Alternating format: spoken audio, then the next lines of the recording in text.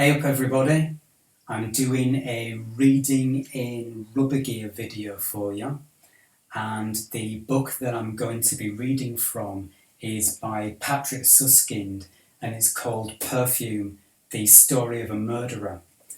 And the chapter that I've chosen to read is of the scheduled execution of Jean-Baptiste Grenouille, but when he arrives at the grounds of his execution, he manages to hypnotise all the people present, including the officials, with the scent of his own created perfume. And what happens instead of his execution is the most delicious mass orgy ever.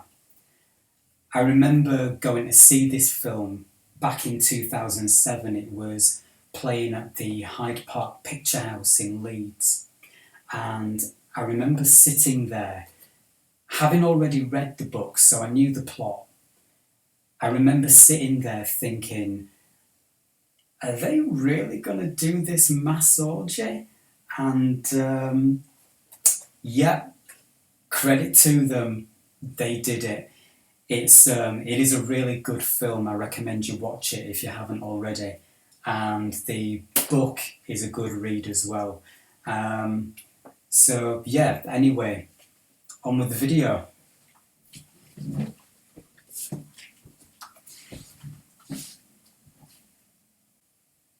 The execution was scheduled for 5 in the afternoon.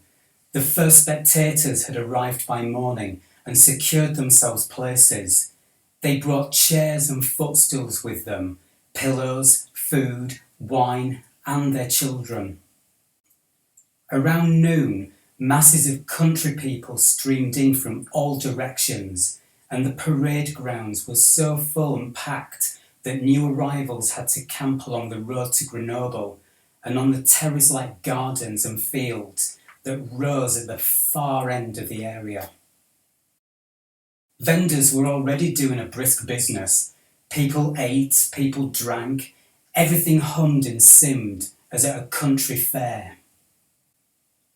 Soon there were a good 10,000 people gathered, more than at the crowning of the Queen of Jasmine, more than at the largest guild procession, more than Grasse had ever seen before. They stood far up on the slopes. They hung in trees, they squatted atop walls and on roofs. They pressed together 10 or 12 to a window. Only in the centre of the grounds, protected by the fence barricade, as if stamped and cut from the dough of the crowd, was there still an open space for the grandstand and the scaffold, which suddenly appeared very small, like a toy or a stage of a puppet theatre. And one pathway was left open, leading from the place of execution to the Porte de Cause and to the Rue Droite. Shortly after 3, Monsieur Papon and his henchmen appeared. The applause swept forward like thunder.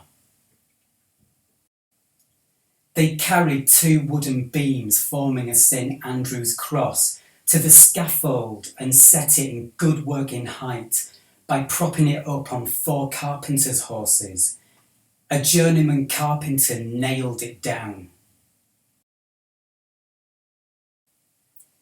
Every move, every gesture of the deputy executioners and the carpenter was greeted by the crowd's applause.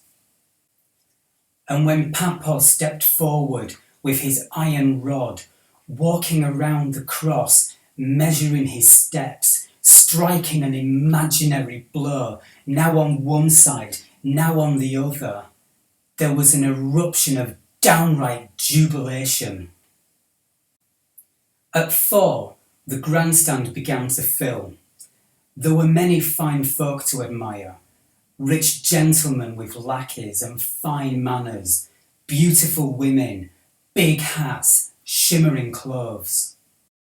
The whole of nobility from both town and country was on hand. The gentlemen of the council appeared in closed rank, At 2 councils at the head, Rishis was dressed in black stockings and a black hat. Behind the council, the magistrates marched in, led by the presiding judge of the court. Last of all, in an open sedan chair came the bishop, wearing gleaming purple vestments and a little green hat. Whoever still had his cap on doffed it now, to be sure. This was awe-inspiring. Then nothing happened for about 10 minutes. The lords and ladies took their places. The common folk waited impassively. No one was eating now. They all waited. Papon and his henchmen stood on the scaffold platform as if they too had been nailed down. The sun hung large and yellow over the estrial. From the valley of grass, a warm wind came up, bearing with it the sense of orange blossoms. It was very warm and almost implausibly still. Finally, when it seemed the tension could last no longer without its bursting into a 1,000-voice scream, into a tumult, a frenzy, or into some other mob scene, above the stillness they heard the clatter of horses and the creaking of wheels. Down the Rue Droite came a carriage drawn by a pair of horses, the police lieutenant's carriage. It drove through the city gate and reappeared for all to see in the narrow path leading to the scaffold. The police lieutenant had insisted upon this manner of arrival, since otherwise he could not guarantee the safety of the convicted man. It was certainly not the customary practice. The prison was hardly 5 minutes away from the place of execution, and if a condemned man, for whatever reason, could not have managed the short distance on foot, then he would have travelled in it in an open donkey cart. That a man should be driven to his own execution in a coach, with a driver, liveried footmen, and a mounted guard, no one had ever seen anything like that. And nevertheless, there was no sign of unrest or displeasure among the crowd. On the contrary, people were satisfied that at least something was happening, considered the idea of a coach a clever stroke. Just as the theatre people enjoy a familiar play when it's presented in a somewhat surprisingly new fashion. Many even thought the grand entrance appropriate. Such an extraordinary, abominable criminal deserved extraordinary treatment. You couldn't drag him to the scaffold in chains like a common thief and kill him. There would have been nothing sensational about that. But to lead him from his upholsterer's equipage to the St. Andrew's Cross, that was an incomparably imaginative bit of cruelty. The carriage stopped midway between the scaffold and the grandstand. The footmen jumped down, opened the carriage door and folded down the steps. The police lieutenant climbed out, behind him an officer of the guard, and finally Grenouille. He was wearing a blue frock coat, a white shirt, white silk stockings, and buckled black shoes. He was not bound. No one led him by the arm. He got out of the carriage as if he were a free man. And then a miracle occurred, or something very like a miracle, or at least something so incomprehensible, so unprecedented and so unbelievable that everyone who witnessed it would have called it a miracle afterwards if they had taken the notion to speak of it at all, which was not the case, since afterwards every single one of them was ashamed to have had any part in it whatever. What happened was that from one moment to the next, the 10,000 people on the parade grounds and on the slopes surrounding it felt themselves infused with the unshakable belief that the man in the blue frock coat who had just climbed out of the carriage could not possibly be a murderer. Not that they doubted his identity.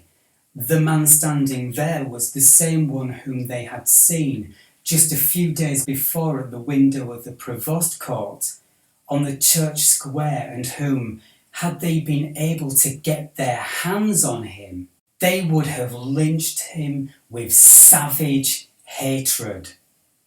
The same one who only 2 days before had been lawfully condemned on the basis of overwhelming evidence and his own confession. The same one whose slaughter at the hands of the executioner they had eagerly awaited only a few minutes before. It was he, no doubt about that, and yet it was not he either. It could not be he. He could not be a murderer. The man who stood at the scaffold was innocence personified. All of them, from the bishop to the lemonade vendor, from the marquis to the little washerwoman, from the presiding judge to the street urchin, knew it in a flash. Papon knew it too, and his great hands, still clutching the iron rod, trembled. All at once his strong arms were as weak, his knees as wobbly, his heart as anxious as a child's. He would not be able to lift that rod. He would never in his life have the strength to lift it against this little, innocent man. Oh, he dreaded the moment when they would lead him forward.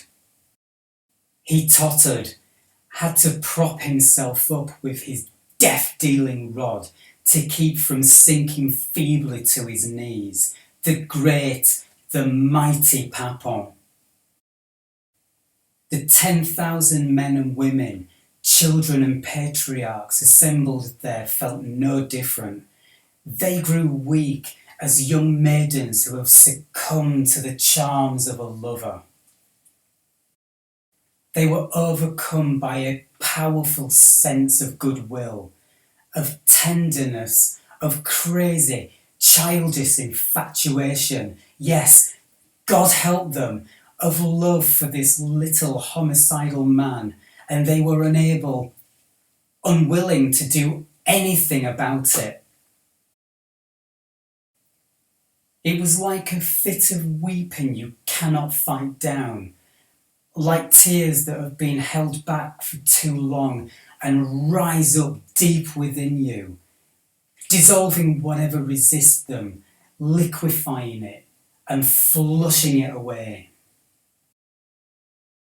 The people were now pure liquid. Their spirits and minds were melted. Nothing was left but an amorphous fluid, and all they could feel was their hands floating and sloshing about within them. And they laid those hearts, each man, each woman, in the hands of the little man in the blue frock coat. For better or worse, they loved him. Grenouille had been standing at the carriage door for several minutes now, not moving at all. The footman next to him had sunk to his knees and sunk further still until achieving the fully prostrate position customary in the Orient before the Sultan or Allah. And even in this posture, he still quivered and swayed, trying to sink even further, to lie flat upon the earth, to lie within it, under it. He wanted to sink to the opposite side of the world out of pure subservience. The officer of the guard and the police lieutenant, dirty fellows both, whose duty it was now to lead the condemned man to the scaffold and hand him over to the executioner, could no longer manage anything like a coordinated action. They wept and removed their hats, put them back on, cast themselves to the ground, fell into each other's arms, withdrew again, flapped their arms absurdly in the air, wrung their hands, twitched and grimaced like victims of St. Vitus's dance. The noble personages, being somewhat further away, abandoned themselves to their emotions with hardly more discretion. Each gave free rein to the urges of his or her heart. There were women who, with one look at Grenouille, thrust their fists into their laps and sighed with bliss, and others who, in their burning desire for this splendid young man, for so he appeared to them, fainted further away without further ado. There were gentlemen who kept springing up and sitting down and leaping up again, snorting vigorously and grasping the hilts of their swords as if to draw them, and then when they did, each thrusting his blade back in so that it rattled and clattered. And others who cast their eyes mutely to heaven and clenched their hands in prayer. And there was Monsignor the Bishop who, as if he were taken ill, stumbled forward and banged his forehead against his knees, sending his little green hat rolling. When in fact he was not ill at all, but rather, for the first time in his life, basking in religious rapture, for a miracle had occurred before their very eyes. The Lord God had personally stayed the executioner's hand by disclosing as an angel the very man who had for all the world appeared a murderer. Oh, that such a thing had happened here in the 18th century. How great was the Lord, and how small and petty was he himself, who had spoken his anathema without himself believing it, merely to pacify the populace. Oh, what presumption! Oh, what lack of faith! And now the Lord had performed a miracle. Oh, what splendid humiliation! What sweet abasement! What grace to be a bishop thus chastised by God! Meanwhile, the masses on the other side of the barricade were giving themselves over ever more shamelessly to the uncanny rush of emotion that Grenouille's appearance had unleashed. Those who at the start had merely felt sympathy and compassion were now filled with naked, insatiable desire, and those who had at first admired and desired were now driven to ecstasy. They all regarded the man in the blue frock coat as the most handsome, attractive, and perfect creature they could imagine.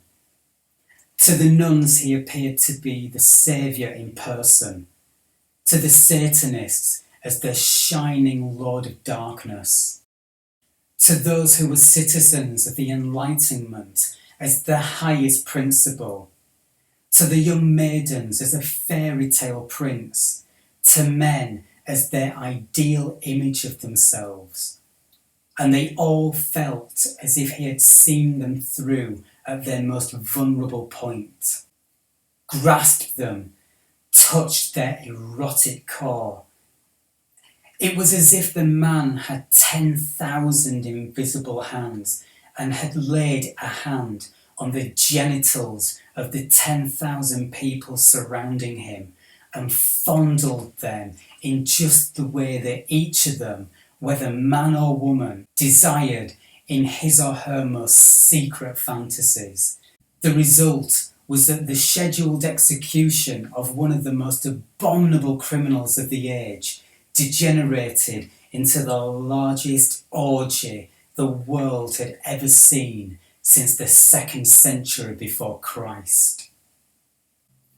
Respectable women ripped open their blouses, bared their breasts, cried hysterically, threw themselves on the ground with skirts hitched high. The men's gazes stumbled madly over this landscape of straddling flesh.